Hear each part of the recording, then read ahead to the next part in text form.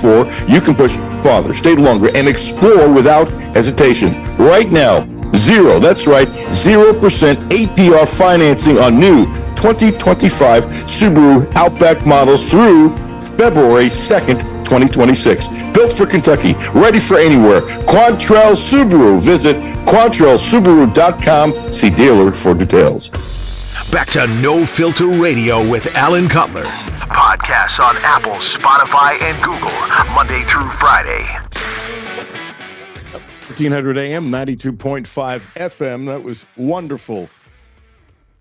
Stein's comments in his press conference, really wonderful. This is too. Tyler Bell, Kentucky's shortstop, switch hitter. He's got power.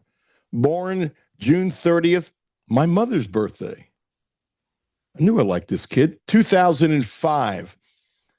This is a young man who is all in on baseball. He loves baseball. He eats, sleeps, dreams baseball, does all the little things to make himself great, and he's bet on himself by passing on Major League Baseball for the moment to come to Kentucky, and after this year, he'll be on his way and probably drafted much higher, which will be great for him and also great for Kentucky if you look at it. Here is, listen to the young man and how disciplined he is. I learned from listening to, here it is, Tyler Bell. Really excited to talk to one of the great UK baseball players in quite some time, a switch-hitting shortstop with power who was drafted by Tampa Bay, walked away from a whole bunch of coin to bet on himself to come to Kentucky, and now his draft status as of now is much, much higher. And that's great, but I'm really curious about, forget the money, Tyler Bell, kind enough to join us, the psychology of what was in your mindset to say, hey, you know what? You call him Coach Minge, Nick Mingione, to say, I want to come to Kentucky, and I want to spend some time here. You're bigger, you're stronger, you're faster, you're working on your game, and you're getting an education in the process. Why walk away from the draft? Because most guys don't. And by the way, whatever everybody does, God bless, more power to them. There's no judgment here. I just think it's fascinating in today's society. Yes, sir. I mean, the biggest thing for me was just betting on myself, and I didn't want to feel undervalued in that draft, and I felt like I was a little bit. I was older in that class. I was a 19-year-old coming out of senior year of high school, and, you know, Kentucky here was the first college camp that I ever went to, and it was almost like that set dream school, and having the opportunity to have both and that true, like, drive to win in the college game is a lot different than what it would be in, you know, playing in rookie ball or low A for a couple of years. And for me, having to come to school for only 2 years as an eligible sophomore, I think that the route through college to learn how to win, to get developed, and have that true drive from the coaches every day in the weight room, on the field, off the field, has been very beneficial for me. And, you know, looking at it, if I would have signed compared to where I'm at now, I'll be right there, if not ahead of all of those guys after I sign, in, you know, high A, double A, whatever it may be. It's just like, I think that it's almost a quicker route to the big leagues for me, and I didn't want to feel undervalued. Wow. What a mature answer. Plus, let me guess, the food's much better in Kentucky. You can eat steak all the time, and no matter what you're doing in the minor leagues, even with a bonus, you're eating a lot of greasy cheeseburgers late at night, and you're riding on buses and stuff like that. So there's a lot of other things involved. You know, plus, you know, you said the weight room too. You know, Class A ball doesn't have the weight room and the coaches that you have at Kentucky and those kinds of things. So it's interesting how you're painting a picture. This sounds like it was almost a no-brainer decision for you, which I find fascinating. Plus, you looked at, you know, the plus and minuses right down the list. Yes, sir. I completely agree with that. And Coach Minge really preaches being a student, person, and player. You know, put all the student stuff aside, take care of that. You can be the best person you can be. And if you're the best person you can be the best player on the field. And I think they've done such a good job with even just that person part of it, of truly developing me as like a young man in this place. And I think that all goes to how you perform on the field as well with everything. I saw a story about you that made me go, wow. It's not in my notes, but it just sort of hit me. 6 a.m., you're in the weight room working out, and I saw a story. Please tell me if it's true or not, that you were actually working on your lead to get better steals at 6 a.m. in the morning. And it really stuck with me going, oh my God, this kid, please, I don't say kid disrespectfully. I'm about 3 times. No, I'm more than 3 times older than you. Almost 4. Never mind. But that this kid is so dedicated to what I call the little things. Because we've all seen young people with a lot of talent. Some make it, some don't. And more often than not, it's the mental part and the fact that you're not paying attention to little things. Were you really working on your leads to steal bases at 6 o'clock in the morning? Yes, sir, I was. That's just a big thing for me, is exactly what you said, all the little things and taking care of that. And I think time management has been a really big thing that I've learned, and I've always been good with it, but especially with that college schedule, jumping into the 20-hour weeks, and you're here all day, but it's a lot of just like that grind of the bigger stuff, and you still have to take care of all that little stuff. I came in last year and got away from the running stuff, which my trainers back home in Alter High School, like I would grind that stuff out every day, and got away from it a little bit, and it wasn't exactly where I wanted it to. So yes, sir, I was getting up early, getting up at 5:30 in the morning, getting over here and just getting after it, get some swings in early. And, I already have such a head start to the day. And I look up at the clock whenever I'm done with my first hitting session, all my sprint work, and it's 8 o'clock and I'm going to eat my second meal of the day. And just having that head start and getting to bed early, getting up early, I think that's the biggest thing that has allowed me to jump, is just that consistent routine of just taking care of the little stuff. Tyler, there's one thing you said that I really love. You know what that is? What was that? By 8 a.m., you're eating your second meal of the day. Yes, sir. Yes, sir. I'm going to guess you don't eat a lot of grease, that you try to watch what you eat and stuff like that, just based upon the discipline you're talking about now. Yes, sir. Discipline has been a really big thing with, it sounds stupid, but like the 2 biggest things of discipline is how I eat and how I sleep. It sounds stupid, but taking care of that, trying to get every advantage possible with, meal prepping on a Sunday. So I have meals for the week of stuff that I actually know that's good for my body, and it's easy whenever I come home from a long day, and I can just throw in the microwave and do that rather than spending an hour cooking something or, going and grabbing something unhealthy from wherever it may be just to eat and then settle down and get some sleep and back at it again the next day. I'm sorry. Can I respectfully, strongly disagree with you, even though we've never met? With what? That doesn't sound stupid. It sounds really smart. Yes, sir. Yes, sir. I mean, so, I've read a whole bunch of stuff about sleep, especially at my age, because I don't sleep as good as I used to. So you have that discipline that whatever time it is, boom, you're out. Boom, you're getting up the next day. And if you don't get enough sleep, do you not feel as good? So it depends. In season, I really try to get as much as possible. In the off season, or through the fall and stuff, I'm actually better on less sleep, which I've kind of learned about my body. But then again, it also goes into that strain that I have every day. I wear a Whoop, which kind of helps me with that, with how much sleep I need, with how much strain I had the day before my recovery. And I can kind of base what I do that day or how I need to feel like through a swing based on my recovery scores and stuff like that. But all of that kind of plays a part in it. But right now in the spring season, I'm putting everything away, like screens. I play a lot of video games. I put that away at 10 o'clock, and that's my time just to wind down and fall asleep and stay in that consistent routine, and having just a discipline with that rather than one more game and it turns into 2 hours later and then I get less sleep that day and I'm not prepared for what I need to do the next day. You're embarrassing me how disciplined you are versus me going, I'll watch one more show late at night. Okay, where did you get this? The love of baseball. I mean, when did it hit you? For example, this is not about me, but I knew as a child, really early on, when I walked into Yankee Stadium for the first time in 1959. I'm sure I'm probably older than your grandparents, but I walked into Yankee Stadium and I fell in love with baseball. I remember the moment walking through the old Yankee Stadium had a very tight corridor. As a matter of fact, 2 heavy people couldn't walk at the same time. Seriously. You had to stop and let the other person through. Thank God back then I wasn't that heavy. But I mean, but walking in, boom, and I saw the field perfectly manicured with the beautiful color. I fell in love. That one moment changed my life. What changed your life? At what moment did you say, I want to be a Major League Baseball player? I love baseball. Where did you get the love? I give a lot of that to my dad. He's always been pushing me, and ever since I can remember, my goal has been to play in the big leagues for as long as possible.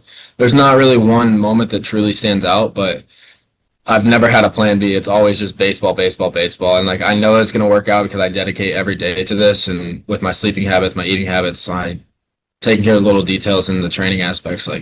I know it's going to work out, and I've never had a plan B and never looked back. Wow. Did you get that discipline from your mom and dad, or just your dad, from your dad pushing you, or where did this come from? Because guess what? We need tens of millions of young people to have your attitude. Definitely from both of them in different aspects. I think that my dad, it's more of like that truly that baseball focus, but my mom from like more of like off the field stuff. Whenever I was younger, it was like you got an hour to play video games this day, and once that hour is up, like you're off the game, and little stuff like that, and taking care of the little stuff with homework through the younger ages of school. It was like get that stuff done before you're doing something else. And I think that learning that discipline has really translated now into like the baseball kind of stuff, and taking care of what I need to take care of before I do something else that might be either more fun or whatever it might be. You're part of the process, which has improved Kentucky baseball. And a couple of years ago, the crowds were spectacular, and it was loud and stuff. It's not just you; it's a whole bunch of guys and a coaching staff, and it's a team thing. But 10 years from now, you're going to look back, because I think what Mingione is doing will continue. He's really, really built something here with support, and he's grown as a coach, that kind of thing. 10 years from now, wherever you're playing Major League Ball, I mean, talk about the smile you'll have. You say, you know what? I played my role in helping to change this baseball program. Absolutely. And Kentucky here, it's almost like the pro organization in Kentucky. There's no other pro sports with baseball. And I think that a lot of the young kids really look up to us in that kind of role, but also it's like, yeah, like the giving back and being a part of this. It's awesome right now, but it's going to be even better once Mingione continues down what you said, 10 years down the road, and like looking back to show that I was a part of that. As a kid, my favorite player was Mickey Mantle. He was my hero. As a kid, who was your favorite player? Francisco Lindor. He still is to this day. Well, that's also a pretty good one. And how he handles himself, and how he helps his teammates out, and his love of the game. And it looks like, I mean, I don't know how you keep your energy for 162 games. People say, well, they're getting paid a lot of money. The heck with that. You're talking about you're sore, you're tired, whatever. The plane got in late. You got to play the next day. And he always seems to have a smile on his face. 100%. And that's what I love about it. Watching those guys, all the young guys in the game now that, have that true drive because this game's fun. Not because they're getting paid $60 million a year. It's because they love the game. And that's what I love about it too. Have you ever got to meet him? I have not, no. You will. Yes, sir. I hope so. A really nice smile. Okay, this is kind of a nice way to cap it off. It's obvious that you love the game of baseball. Duh, even I can see that. So, can you describe your love of the game of baseball? Ooh. I love all of the, like in an actual game setting, I love the competitiveness and, like almost picking like little fights, if you will, like kind of like chirping other people at times to get that competitive spirit out of myself and other guys on our team, and keeping the focus with us that allows us to go out there and be, the best possible team that we can be in that way. And I think getting that edge, that, you need that edge to really compete. And I think that's whenever I'm playing at my best, other guys are playing at their best, whenever it's just like whatever it needs to be to win, whether it's laying down a bunt, whether it's hitting a bomb, whether it's whatever it might be, just really having that edge to win. Because you're the best player and you're getting up super early to work out, do you find that others are copying you because they're saying, hey, this Bell guy, he's doing this, then I should do it too? And if that's true, that amplifies everybody on the team.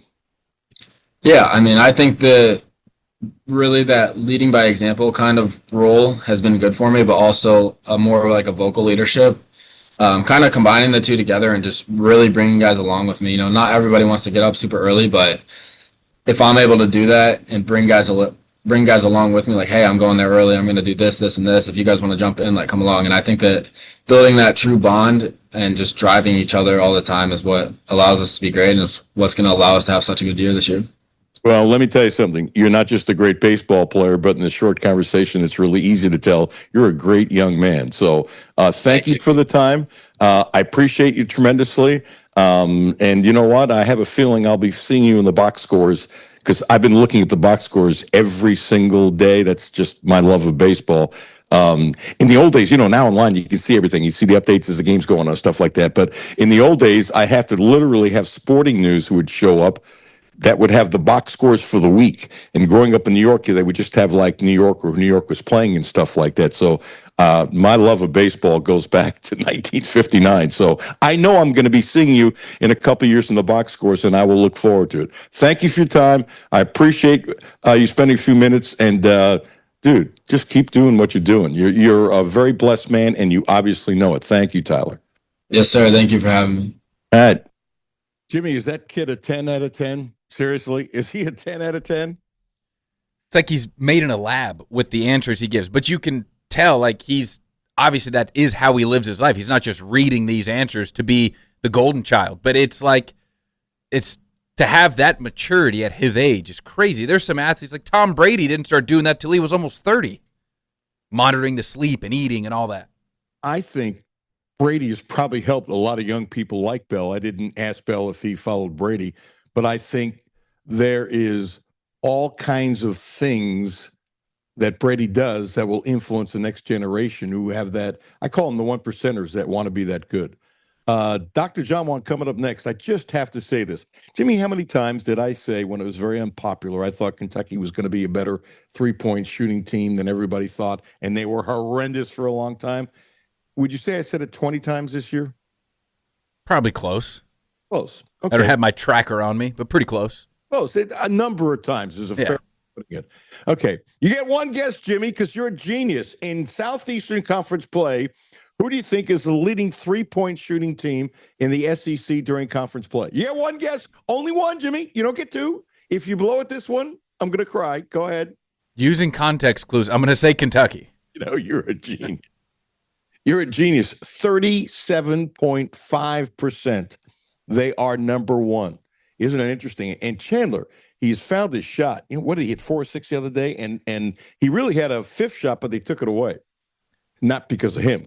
But it's interesting how it's changing when you share the rock. I just had to get that off my chest because I've had some people come at me. What do you mean, Cutler? They can't shoot. No, they were horrible shooting, but that doesn't mean this is a bad shooting team. 37.5% so far this year for the University of Kentucky.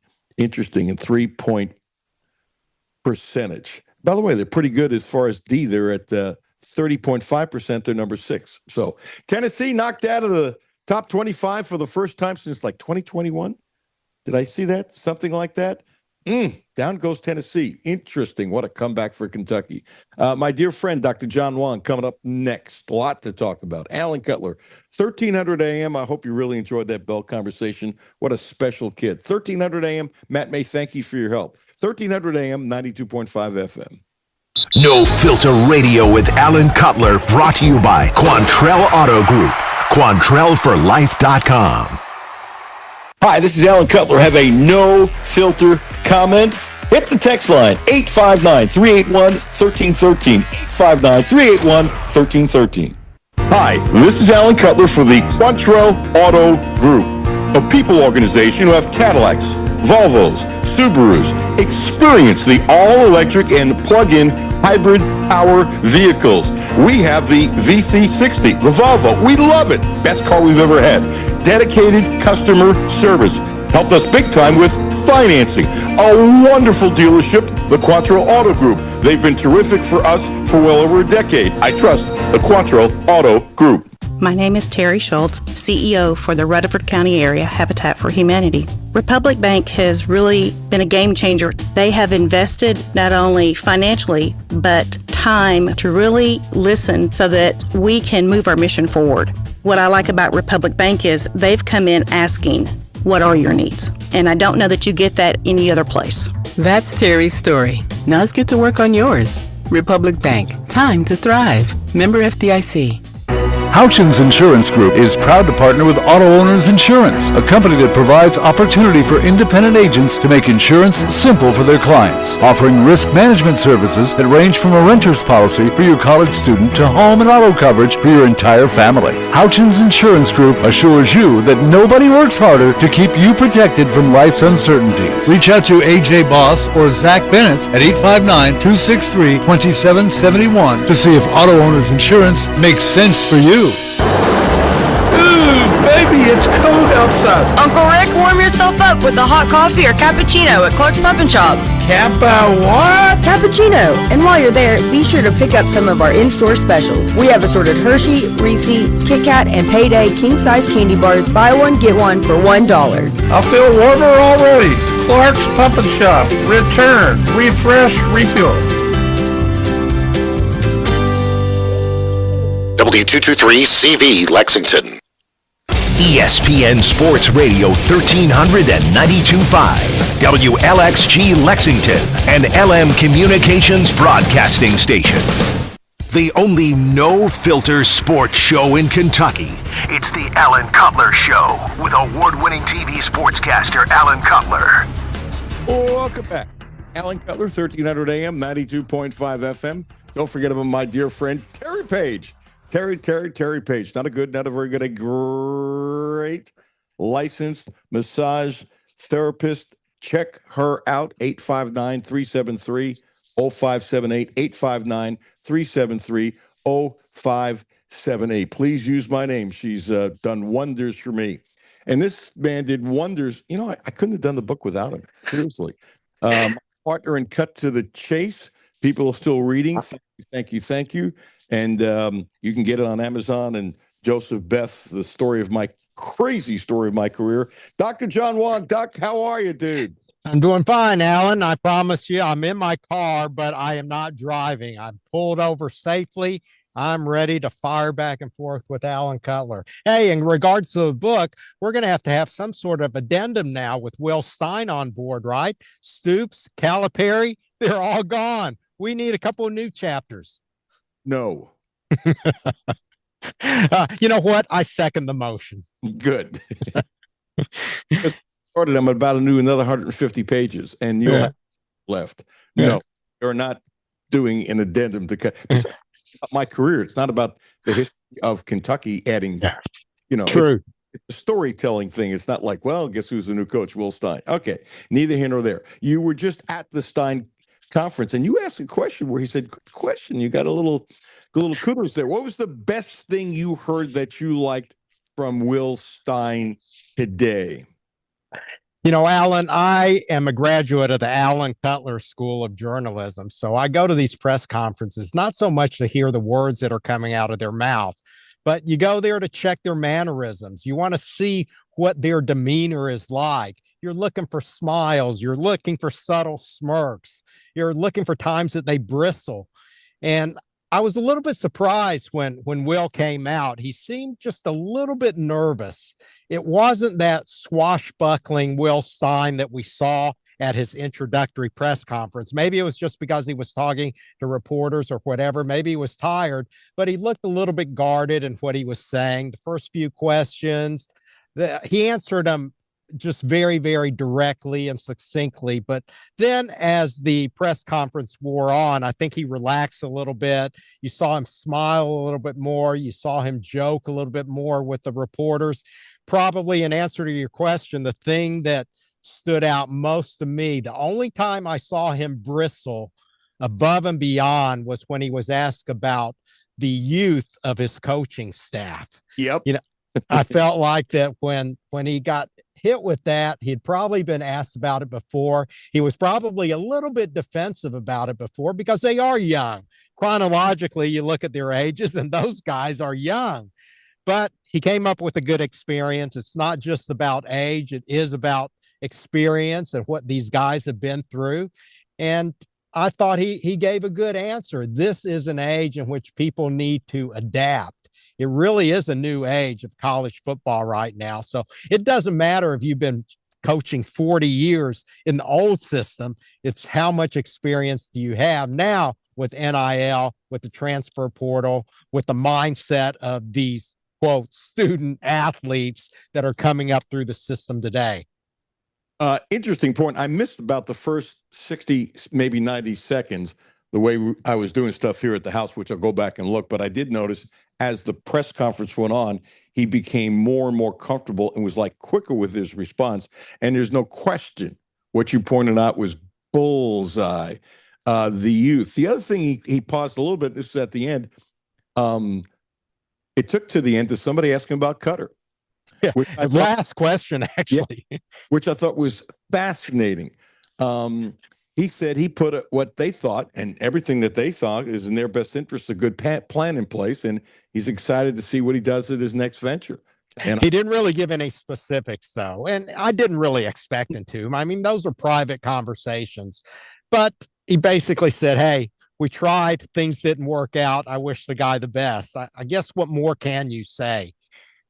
Yeah, he can't say that you didn't tell the young man that you want him to be the starting quarterback. It's a pretty simple deal. In today's world, with some of the money, as I've said a million times, depending upon what you're offered, you know without the coach saying anything if you are deemed to be the starter. It's pretty simple. They did want him to stay as a backup. And they actually, for backup, and here's what I don't know, Doc. I called Dr. John Wong Doc. I don't know how many quarterbacks in the SEC would have made as much as Cutler as a backup quarterback. I'm guessing he might have been number one, if not top three. So that in itself is showing some respect, by the way. But you know what? It's Stein's program. He should do whatever the hell. Who am I to criticize who he's bringing in? He's the guru. And the other thing, when he said Ponatoski, did you notice the one word he used twice? When talking about the young man who's coming in, who's also a great baseball player, he used one word twice in a short time period. You know what that word was? I didn't catch it. What was it? Accurate. Accurate. I did actually take that down in my notes. I wrote it down once. I didn't write it down twice. Came back and said accurate. And by the way, and do I think Cutler needs to improve a little bit with accuracy? Yes. Am I ripping him? Hell no. No, he will. He will improve also. Yes, he will improve. He'll get better at reading defenses. He'll get better at looking for secondary receivers, all things he would have learned under Stein and Joe Sloan. But I think their thing is that I think the accuracy was something in the back of his head that he'll never, ever, ever, ever say a word. The other thing, I know he's building up other players, just like Stoops did the same thing. But when we talked about Brennan, the quarterback last year who was a freshman, whose dad was a coach and stuff like that he really liked how he throws the ball and he's got a really good arm. And so, that was a little hint to me that he might end up being the backup quarterback. Just a little hint. And later he came up with Ponatoski, who's going to be a freshman per se. Just a thought. And he likes the quarterback room. Obviously, what else do you expect him to say? It is amazing how many guys that he brought in. What else did you like?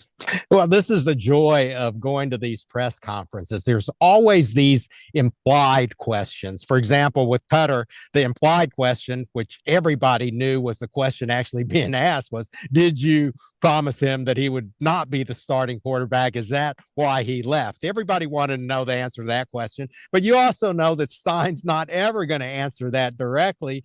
It's a game. It's a voiceover game. It's a back and forth game. It's let me listen to the words that you're saying, but then let me go ahead and interpret the words that you're saying. You said you're not going to criticize him. We can criticize him all we want. That's kind of what we do. But it is a game that's been played in all these things when you're talking to these guys, especially for the first time. Okay, let's not be disingenuous here. Am I ever going to criticize Stein? You know that, but he's and I stand by this. He has the right to bring in the players who he thinks is whatever. He's the expert. He's the quarterback guru. I'm no quarterback guru. I'm not quarterback guru. I just, I'm biased towards Cutler, and that's okay. And he has the right to bring in whatever. And I have a feeling this is going to work out just fine for both parties. I just do. That we'll see. We'll see. It's interesting. The first part of the press conference talking about strength and conditioning and this, that, and the other. You know who he sounded like? Who? Oops. And any other football coach. Let me tell you something I liked a lot, and I've already mentioned this. What word did he use? It was asinine. Yeah, he used the word asinine. And I want to tell you, it might be my favorite thing from the press conference, because you know me, always looking for little things. He said it would be asinine for me on my first day in the job to release players that had already signed and committed to Kentucky. I didn't like that a little. I like that a lot. Now, it's just two things, actually more than two. One, Stoops is not bringing in really bad players, but it doesn't mean it's the kind of players he wants. And so he's basically saying, if you're committed to Kentucky and you want to stay at Kentucky, you're here. You signed whatever, and some did not stay and some did. And I thought that was terrific. I really did. You did say this isn't for everybody. Those were familiar words. Well, John Calipari. I mean, come on. The colloquialisms for coaches. I mean, there's a lot of copycats when it comes to this stuff. There's no question about it. The other thing I liked, he talked about with the offensive line and stuff like that, you know, they were making calls in the middle of the night. Yeah. Yeah. He went out of his way to make sure that we knew how hard they were working behind the scenes. Not that we already didn't suspect that. He also went out of his way to make sure that he acknowledged Mitch Barnhart and all his bosses, and that resources were not going to be a problem in his mind when he was here. I expected him to do that. And he didn't cuss at all this time, which surprised me a little bit because, you know, he threw out a few F-bombs at his introductory press conference. I bet somebody said something to him about that. You know, I think they did, because that really did surprise me. He really didn't come out as that same guy that I saw last month. This was a completely different, more down to earth. Hey, let's get back to business. Almost a little bit of old school, which I kind of like to see. Well, remember, in the press conference, that's one of the high moments of his life. I mean, the adrenaline rush. You mean the initial one, the one last month? Absolutely. There's an adrenaline rush. You know, your family, your football players are here. I will always say a coach that's smart uses the media to get the message across. And I always had the feeling, and I don't remember if I said it at the time, I think I did, but I'm not sure, that the curse words were really for the players. To say, hey, you know, I'm hip, I'm cool, you know, I'm going to be tough, but, you know, you can talk to me. I really thought that was for the players. I thought it then, and I think it now. Although I'm looking at you, you think I'm nuts, but I think that was more calculated than you think. I'm not sure. It's going to take us a little while to learn about him and his mannerisms, and to get to really understand what he's trying to say. But yeah, I do agree with you. I think he's still learning. I think they're kind of telling him, hey, be a little bit more reserved this time around. Just kind of stick to business and you'll be fine. But ultimately, he needs to be himself, because you can't fake it in that position. You cannot fake it. You can't fake it. And he said that. Now, I thought this was fascinating. He's the head coach and he's the boss, but in a way he is and isn't. In other words, the job is so big, you better trust the people underneath you. And that's one of the things I hope Pope will be able to do. Biondo is supposedly, and I made some phone calls and talked to some people, said, oh, man, the fact that they have a relationship, this guy is really, really, really, really good in his own way. He said that the program is in his vision, but he can't run the program without Pat. Pat is making a lot of decisions. Pete Nocta, Tate's Creek High, making a lot of decisions, and you better trust the people underneath you to make decisions. In other words, he's setting the foundation. The foundation, he and Pat obviously are on the same page, but Pat is making a ton of decisions for the program, and you have to, as big as this thing is. And that is a huge, huge, huge change.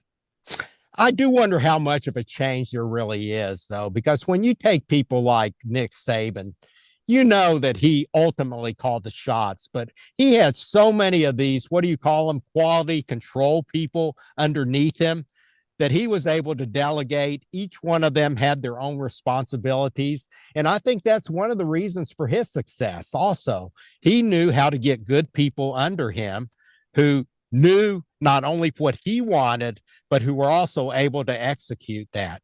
It's a hard position. It's CEO, and the jury is still out. We're going to find out whether this youth and experience really is going to come back and bite these guys in the butt. Right now, it's all fantastic. Fan base is excited. But, Alan, we've been here before. Yep. Yeah, this isn't our first rodeo. So let's see how it goes. Let's ride this wave of initial excitement.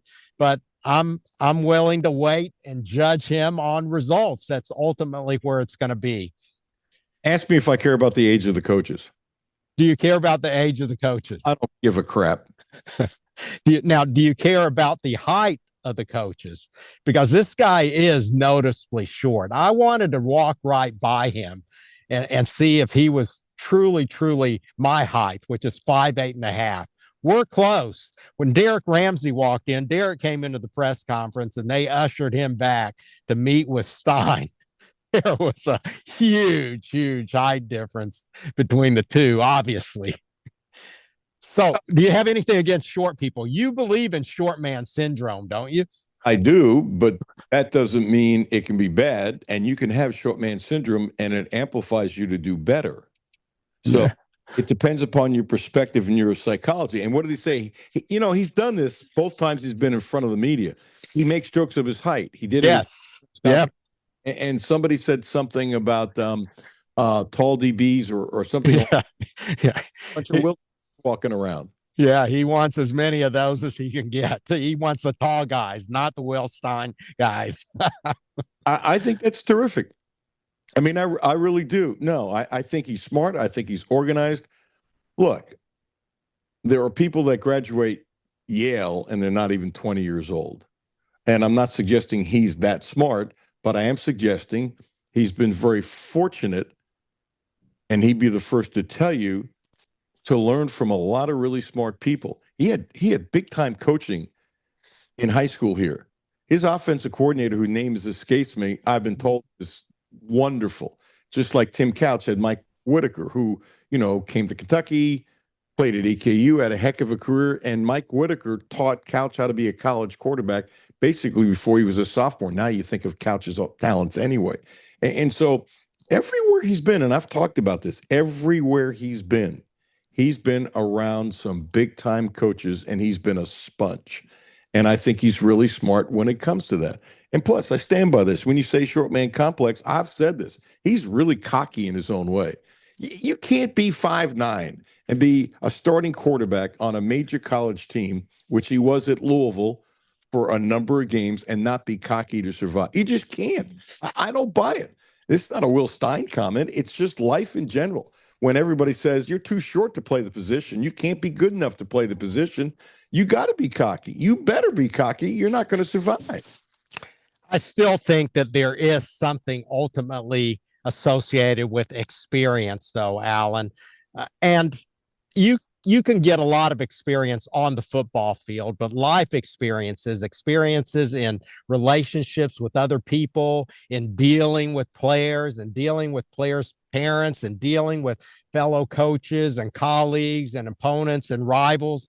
That's something that I don't think there's a shortcut to. So if there's one thing that I am legitimately concerned about, I mean, the guy is 36 years old. I look at him, he's the age of my daughter, and you start thinking, well, how much can they really know? Think about how much experience we picked up in our past 30 to 40 years of life. You can't replace that. And that's not something that you can just jump and fast forward to. So that's probably, I think it's a legitimate concern. And I think he wants to come out and prove that it's not a concern also. And that's why he initially bristled at that question about youth and inexperience. Two things. One, you know what you sound like? Old fuddy-duddy? Old fogey. Let's say, I want you to think now, because you're a smart guy and you're missing something here. Okay. Do I think every 36-year-old is ready to be the head coach at the University of Kentucky? No. But if you took a look at a lot of coaches under the age of 40, many of them, you would say they are ready. Give this guy a lot of credit. What he has done, in my humble opinion, I'm being humble here, is tap some young people who are way above the mean, who are way above their age group compared to other coaches. And so what I think you're really missing, about the fact it's not like he's saying, hey, I want a bunch of 36-year-olds. No, He went out to get really good coaches. For example, Jay Bateman, the defensive coordinator, is a lot older than he is. And he said something today about that I really liked. As an offensive guy, he wanted the defensive coordinator with a lot of experience. He wants to be the head coach, not the offensive coordinator. He is still going to oversee everything, although he's basically saying, Bateman, you're the head coach of defense. That's what he's saying. So that was done on purpose. Okay. And I really liked, and I've heard this too, after Bateman got hired, I started doing some stuff, not before, but how he's relentless in recruiting, which is what you have to be. And so, if you might say that the majority of coaches between the ages of 29 and 38 aren't ready to coach on this level, I would suggest that would be my guess. You're absolutely right. But Doc, here's where you're wrong. And you're not being Show me the error of my ways, Alan Cutler. Because he's picking out young people that he thinks are way above the norm versus their peers. And if he is picking out elite young coaches, that's a beautiful thing. I agree. It's a beautiful thing, but let me counter with this. Take a look at all his coaches and you tell me how many years of head coaching experience there is on that coaching staff. You have to at least admit that there's a huge chasm between head coach and assistant coach, offensive coordinator, defensive coordinator. It's a completely different issue there. Would you not agree? Oh, I'd love to see some head coaching experience on there. I don't care at what level. I agree 100%. When you look at the staff, it's not like he's got two guys that were head coaches for 12 years, even if it was on a small level. You were absolutely unequivocally correct. And I wonder who he's going to lean on. Yeah, who's going to be that guy? Who's going to be the Eddie Grand to Mark Stoops or the wise counselor that's going to come forth and really lift him up during times that things aren't going well. And there are going to be times, there are going to be a lot of bumps in the road to this. There'll be bumps in the road. And I wonder how many phone calls will be made to Dan Lanning, who's got his own program. And oh my, he's lost so many people from his staff who got better jobs. I would venture every now and then there'll be a call to Lanning and some others to lean on, not inside Lexington, Kentucky. That would absolutely be my guess. I'll be shocked if that happened. I can't believe he didn't think about that. And I really believe it's a little different, but it's okay. I'm okay with it. I really am. But not to point it out would be silly, and I applaud you with that. But I couldn't disagree with you more. The other thing with the young people, if you pick a bunch of 35-year-olds that are really, really, really, really, really smart, and they're in the 98th percentile, and I have no idea if they're not. I don't know that many coaches 35. I don't want to know that many coaches under 35. That's not the point. I'm just being honest. But if you're picking out the elite of young coaches who are ready, I think that's actually very impressive and a feather in his cap. It's all fun and games until the ball is teed up and we see what the results are. It's fun to talk about, though. Absolutely. Okay, we're going to switch. Oh, we're about done. Interesting. I did want to do some your one thought, if you have, this is not fair to do to you, when it comes to UK basketball this weekend. I like certainly the trend that I'm seeing, but I'm still a little bit skeptical. I'm wondering if a lot of it is just fool's gold. I do think that they can't continue falling behind like this, and that's not breaking news. It's going to come back and bite them. It's not sustainable. I don't know whether it's something that Pope is doing ahead of time in terms of preparation, or maybe the guys pick up on his uncertainties, or maybe they just get nervous, but they are spending the first 7 minutes of every ball game wondering what they're supposed to do. Why can't you just kind of fast forward, turn up the enthusiasm, ratchet up the energy level? I'm with all these people that are saying, go ahead and throw a press on them. That's going to force your body to accommodate, to energize, to kind of get up in that zone. You can't be falling behind. I don't, this stuff about, oh, we only fell behind by 11 this time at halftime. Poppycock. Come on, man. Let's get it together. critical games this weekend. They've got to win these next two. We'll see where it goes from there. Thank you, Dr. John Wong. Appreciate you, buddy. All right. Thanks, Alan. Anytime. Talk to you later. Hey, man. Don't forget about Blue Lotus Health, Acupuncture, 859-533-0914. 859-533-0914. Acupuncture. Ramon Carriego, my dear friend. They now also provide a licensed massage therapist. He's helped me tremendously, and I have a laundry list to give him today with some of the stuff I've been going through that he doesn't know. But he's been a beautiful human being to me, and I'm telling you, he can do special stuff. Please use my name. Consider your health. Health is wealth. 859-533-0914. Blue Lotus Health. Greg Stoudemire coming up next. Alan Cutler, 1300 AM, 92.5 FM. No Filter Radio with Alan Cutler, brought to you by Quantrell Auto Group. QuantrellForLife.com. Hi, this is Alan Cutler. Have a no filter comment? Hit the text line, 859-381-1313. 859-381-1313.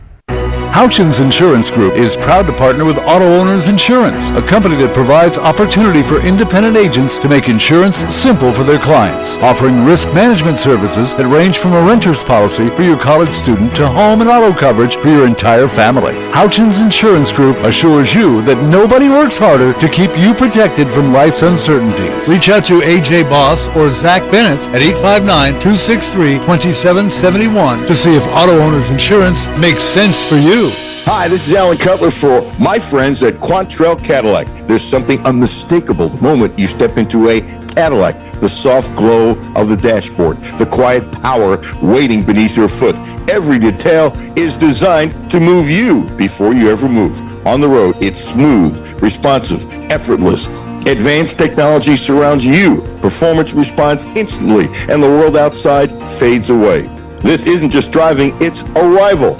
At Quantrell Cadillac, that experience is closer than you think, with exceptional offers including 2.9 APR for 60 months on select models. Luxury has never felt more attainable. Visit QuantrellCadillac.com. See dealer for complete terms. Hey, I'm Dale Wise. I've just recently retired. I know that the electronics, if you don't keep up with it, it can get away from you and get real confusing. Republic Bank's app, I use their app, and it is so easy to use. I log in with my fingerprint, so it's super easy. I don't have to remember 50 million different passwords and all that stuff. And it lays it out just real nice. That's Dale's story. Now let's get to work on yours. Republic Bank. Time to thrive. Member FDIC. Data rates may apply. Back to No Filter Radio with Alan Cutler. Podcasts on Apple, Spotify, and Google, Monday through Friday. Yeah, I think leading up to this game, there's been a lot of pro-Indiana hype, a lot of rat poison out there. And I happened to see Holly Rowe's thing on social media this morning about our guys hugging each other at the end of practice. And it is a close team. And I've witnessed quite a bit of sentimentalism throughout the week from some of our seniors who we've been with quite a long time. I think it's time to sharpen the saw now, throw those warm fuzzies out the door, that sentimentalism. It's time to go play a game against a great opponent. We got to have a sharp edge going into this game. And, you don't go to war with warm milk and cookies. I like that line. Yeah, no warm milk and cookies. And he had the Saban rat poison line. Signetti, as everyone knows, one of the greatest stories in the history of coaching. And he was basically set before Saban. Saban helped him, but he had this attitude beforehand. I can't wait to watch it. And I'm really looking forward to talking to Sportscaster of the Year, Greg Stoudemire, who started calling the Colonel games in 1979, just a couple years ago. Greg, how the heck are you? Doing great, Alan. How are you? For an old geezer, I think I'm going to make it. I think I am. Before we get into EKU, to me, the Indiana story, you have a guy that really, his dad was a big-time coach at a small-time school in Pennsylvania. I actually did a story there when I was in Pittsburgh, talked to his dad one time. I don't know, I might spend 15 minutes with him, one soundbite for the story, that kind of stuff. But you could tell he was tough and disciplined and stuff like that. But that was a small place. And Signetti comes from a small place. And with no disrespect to EKU, it's not SEC yet. There's been all kinds of special people that have come through EKU who are good enough on other levels, whether they get a chance or not, as you know, you've lived your life this way, is something else. I wonder if the people with the EKUs of the world are rooting for Indiana tonight because Signetti was one of yours. I look at it, is that a stretch? I don't think it's a stretch, but I'm going to go personal here. I grew up in Indiana, so I was in Winchester, Indiana, where I was born before I moved to Connorsville. And in sixth grade, I mean, you're from the same era. We listened to the radio, aspiring, hey, I want to do that someday. Yep. I remember in my kitchen, pacing the floor, listening to the Indiana-Purdue game, the year Indiana went to the Rose Bowl. And the fun fact, so I'm sixth grade, so that's in the late 60s. Fun fact, Indiana and Purdue went back-to-back years to the Rose Bowl. And that had never happened since then. And so this is a great story. And obviously the landscape of college football has changed, but you still have to coach them. And by far, they're the best coach team and the most disciplined team with a wonderful quarterback. So obviously, I've got an Indiana sweatshirt in my bin. I'm going to put it on and root for the Hoosiers tonight. Congratulations. Do I have this right? 2-time Sportscaster of the Year in Kentucky? Yes. About damn time. Thanks. I appreciate it. No idea who nominated me. Thanks to those who voted. It's an honor. I thought this year I expected Brian Milam to win because Brian, retired from 27's, gone to KHSAA. But it's quite an honor. I did not get a chance to go to the award ceremony down in North Carolina 2 years ago when I won, but I'm going to go this year because I think it's an honor and I'm excited about it. A lot of great people have gone in, and it'll be great to see a lot of my friends. Yeah, none of that. I remember when Mary Jo won for LAX 18 1,000 years ago when she came back from North Carolina. She had the best time, made all kinds of new friends, and was so humbled by how gracious the big time announcers were, that everybody's really nice and whatever. Nobody tries to big time you. It's a gathering of peers, big, small, medium size. And I've heard nothing but the best for that kind of organization. Yeah, and I've heard the same thing from others that have gone. Maggie Davis, who works at LAX now and has done some of our ESPN Plus work for us, said she won last year and went. She said it was a great time, and for the younger people that win, it's a great mentoring situation and a networking thing. I'm too old to network. I could mentor somebody now, but I certainly there's no reason for me to network anymore. It makes sense. Me too. Yeah. We're on the other side. Crazy question out of nowhere. NIL, has it helped you? Has it hurt you? There's a school of thought that schools like EKU can get a better brand of freshmen who might have gone to the SEC, but there's not enough room because all the portal kids come in. And I've been told this by some coaches that you can get better freshmen, but you just might not keep them. So is a switch in recruiting. One, do you see that? And two, my understanding, EKU, like a lot of schools, you don't have the NIL money like Kentucky. It's a whole different world. But there is some NIL money, and things are changing for you guys. Tell me where I'm right, tell me where I'm wrong. I think for the most part, the portal is probably in the long run hurt a school like Eastern Kentucky. Their NIL money or their rev share money is not equal to some of the other teams at their level or in their conference. And everybody's a little close to the vest about that. But they get beat on certain guys because of the money situation. Yes, you can get a freshman that maybe needs a year to come in and then show how good he is and then move up in the NIL portal market. But some of those freshmen need 2 years. For instance, last year, Eastern Kentucky signed a kid out of Division II and George Kimball III had a great season before he went down with a knee injury, 8 games left in the season, and he's now at Vanderbilt rehabbing. He's a guy that could come in as a freshman and do it. The 2 freshmen that they brought in that had stars by their name, 3 or 4 star, they're still maturing. They're not ready, in my opinion, to make the move next year.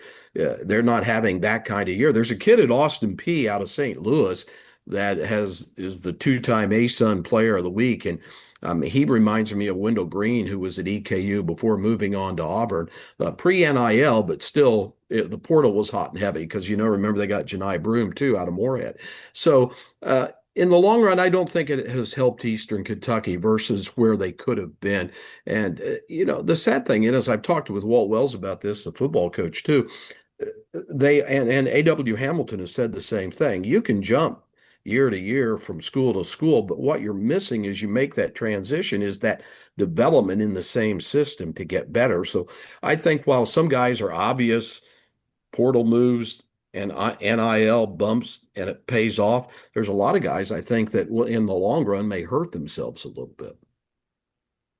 I've had Tony Franklin, old friend who was at Kentucky a long time ago at Louisiana Tech, and he told me when he goes recruiting, he tells the kid, look, if you're really that good, I know I can't keep you. And so it's my job to get you good so you can leave, basically. I understand the way of saying I know you're going to leave if you're any good, to open up the lines of communication because you can't stop them anyway. Kids are going to do, but to say, okay, I'm cool about it. Let's do this, and I know I'm going to have to replace you. It's difficult. I think it's more recruiting for EKU and it's more recruiting for Kentucky.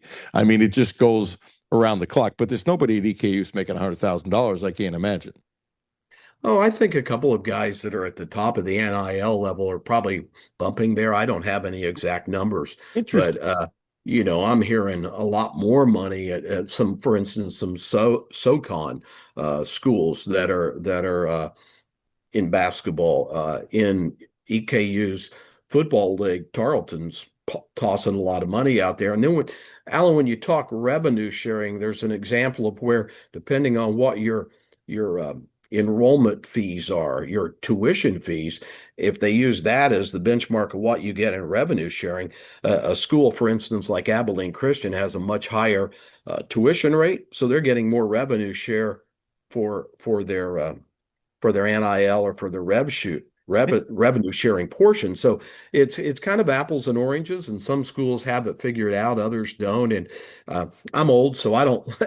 I'm old school. I don't like it. I mean, obviously, everybody says we need more guardrails, we need more rules. I think that over the next 3 or 4 years, more is going to shake out, but we'll see what happens. I just the one thing I had told a lot of people, we talk about records. Career records aren't going to mean anything anymore. There's very few. There won't be many more Isaiah Cozarts or Nick Mayo who had good careers at Eastern Kentucky, or Michael Moreno's. I mean, that they're there 4 years. You just won't see that anymore. If you're that good, you're going to move on. And I don't blame the kids at all. If the money's there, take it. But I do think there's an insidious side of some of the handlers and the agents that are causing problems too. I can see that. And you're telling me there's more money on your level than I thought. More power to the kids. No question about it. Give me a couple lines on the EKU basketball team. Well, they had a really tough schedule to start and a really slow start. They played 3 top 15 mid-major teams, plus Vanderbilt and Wichita State, and most of those were on the road. Obviously, Miami of Ohio is still one of 3 undefeated teams. Vanderbilt was undefeated until they ran into the Texas and Florida this week. So they got a slow start. And then because they had a player that they had counted on to be their point guard and their best defensive player that was ruled ineligible due to some things that apparently transpired at his previous school, EKU found out a week before the start of the season that he was going to be ineligible. So they had to move Turner Buttrey from the two guard where they wanted to play him as a sniper kind of guy out there getting shots, to the point guard, along with developing one of those freshmen we talked about. But we're starting to see him round into shape now, and they're shooting the ball a lot better. Matter of fact, in the first 6 games, or how is it? Yeah, 6 games in conference play, they're currently shooting 41% from three and making almost 14 threes a game. So they're coming along, and it's a one bid league, so you got to trend in January and February, right? It doesn't matter what happened in December and November as long as you learn from it. Absolutely. Hey, congratulations again. Appreciate your time. Yeah. The tournament starts at the end. If you got time, I'd love to tap you back. And really, Yeah, anytime. Congratulations, dude. I'm happy for you. Yeah, appreciate it. Great to see you again. Come on down. Come on down to Baptist Health Arena sometime. It's really nice. It's redone. I know. I've been saying this for 2 years. I need to get to a game. As a matter of fact, if I get to a game, I'd like to sit by you, if that'd be okay. Yeah, we'll squeeze you in. Sounds good. I don't know about me squeezing. Thank you, Greg. Appreciate All right, you're welcome. How about See that? Yesterday, he's been, when I got here, he was really good, Jimmy. Seriously. There's a whole lot of people in a whole lot of places who do a really good job. Jimmy, let's, I want to do this about, I'm really ticked off. Would you get clip 7 from the basketball? It's Colin about how he made that great steal, but I got to get this off my chest. This really ticks me off. McDermott got fired from Buffalo. Okay. And it's me. And Jimmy, I'm curious what you think. Look, I'm not a ref. Don't play one on TV. But to me, that was a catch, not an interception. Okay. So Jimmy, did you think that was a catch, not an interception at the very end of the game? Yeah, 100%. Okay. So again, I'm I thought it was a catch. This is what really ticks me off. If that was a catch and they kick a game-winning field goal,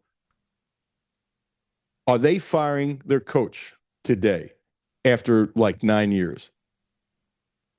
Most likely not. Okay. You would assume not. Okay. So this is what really ticks me off. Really ticks me off. I think Buffalo got screwed. I really do.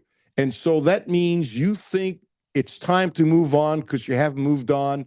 And Allen is crying after the game, said he let his teammates down. And by the way, statistically speaking, he did not have a great game. I'm not shilling for him. But if that pass is completed and they kick a field goal, Allen is feeling differently. The whole city of Buffalo is feeling differently. That whole part of New York State is feeling differently. And look, McDermott's going to get another job, and that's fine. And if not, he's got gazillion dollars. But how do you blame the coach when it's taken out of your hands? How do you? And in Baltimore, had their field goal kicker made the field goal, John Harbaugh might not be the head coach of the New York Giants today. In other words, really, did you have a button saying, well, if we don't win this game, I'm going to fire him? Well, suppose you thought that and you go on to win the Super Bowl. It just there's like 10, I think it's 10. Is that what it is? 10 head coaching jobs open up, and these owners have so much money, paying a guy off isn't that big of a deal. It's really not. Not in Cincinnati because they don't want to do it, but it's really not. It's almost disingenuous. And he's supposed to be a really good guy and really good with people and all that kind of stuff. And you can criticize some of the things, and it's interesting. He's a defensive guy, and their defense could have been better, and they've lost. Your stat today, I didn't realize, so give you credit. They've lost the last 3 playoff games by 3 points. Is he really that bad? Is he really that bad? You got to fire him? I got to tell you, if I was doing a show today in Buffalo, I'd be ripping the owner like crazy. Like crazy. Not only did McDermott get fired, but Brandon Beane is now promoted to their president. A lot of people are calling for him because who was Josh Allen throwing the ball to? Brandon Cooks, who's 32. They traded for a guy named Josh Palmer, or signed him. Curtis Samuel. None of these names are impactful names. That's not McDermott's decision. That's Brandon Beane's decision. Just like Mike Tomlin got fired, and I think they have a mediocre team in Pittsburgh. I think he gets them to overachieve. Nobody in the world, if Vince Lombardi came back in his prime, could not have won the Super Bowl with that Steelers team. I get it. Coaches get hired to get fired. I don't feel sorry for the man. It's just all about why. It just ticks me off. And by the way, I'm not even a Buffalo fan. I'm not. You got play number 7. before we get into it, I know it's getting tight on time. There was all this talk that when Chandler threw that pass to Marino, he overthrew him. Remember the talk after the game? He said he was throwing it for Marino.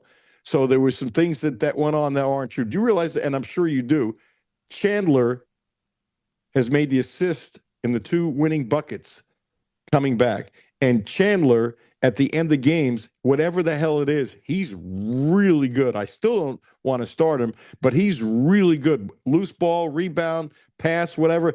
This is really, really smart. Now think about the crowd, the noise. It's loud. It's going crazy. Colin makes the steal, makes the assist. That's the bucket that puts you ahead. And guess how he thought about it. Listen to this. This is clip 7. I heard the play that they were running. They kind of telegraphed it a little bit. So when he came off the screen, I knew I had a lane to go steal it. So that's what happened tonight. But the other night, I guess to clear the air, Malachi told some people that I overthrew the ball, and I wanted to clear the air. It was not overthrown. But this was the controversy. So I told Malachi, if he overthrows it, you're ready to catch it. But then you turned down and you went straight to Malachi. So I was like, we actually haven't cleared the air on this. Did Malachi say just throw it straight to me? No, but he was waving his hands in the air, so I didn't miss him. But yeah, after the game, I got mad at Malachi. Malachi, that was a pass to you, bro. No, it was a dime. Yeah. And as Jimmy pointed out, I was going to say anyway, but Jimmy, good for you. He had the save at the end of the Missouri game. He made the defensive play. He's going out of bounds. He's in the air. He throws the ball not quite the length of the court, and then he misses the layup. So he should have had like 3. That was an unbelievable play. It was an unbelievable play. Jimmy, your memory's getting better with Kentucky stuff. Good for you. Look at that. I mean, it's just an unbelievable play. Last one. I know we're out of time, and on another day, I would have led with this. Hear me out. I hope Lowe gets 100% from rehab. I hope he comes back stronger than ever before. I'm just going to say it. I've been waiting and waiting and waiting and waiting. Aberdeen is a better player than Lowe. Aberdeen is a better player than if Lowe was healthy. That's what I believe. Because Lowe is a shoot-first point guard. And Lowe's defense is not very, very good. Not very, very good at all. Okay? And Aberdeen, now that he knows he's the guy, has totally changed. And that layup he hit at the end, off balance, showing strength with his left hand, I think the only other guy can make that shot maybe is Owe. Maybe is Owe. The point is, I really like him. I like him a lot. And I said he stunk about a month ago, Jimmy, if you remember? I said he stunk because he did, and he was. But now it seems like he's got a defined role. He's coming out of his shell. He can use the dribble to create space for himself. It's one of the most underrated parts of basketball. By the way, Lowe does that pretty good too, by the way. I'm not down on Lowe. I'm just saying I like Aberdeen better. I just do. And so what I'm trying to say, there's hope for Pope. There really is hope. And maybe these guys will come together. Am I saying they're going to the Final Four? Hell no. I'm going to say that they're going to get the NCAA tournament. Yes. I'm going to say they can continue getting better if they figured out that basketball is 40 minutes, not 20 minutes. Hope you enjoyed the Stein press conference. If you missed it, it'll be on the podcast. Jimmy will have that up anywhere you get podcasts by about 2:30. Thank you to Greg Stottlemyre. The conversation with Tyler Bell, the great shortstop for Kentucky, was special. What a great young man. And Dr. John Wong, my dear friend, thank you. We kind of agreed a little bit today. Something wrong with that. Neither here nor there. Jimmy, thank you. Have yourself a great day. Brad Taylor coming up next. Matthew and Jimmy at 10. I'll be back at noon.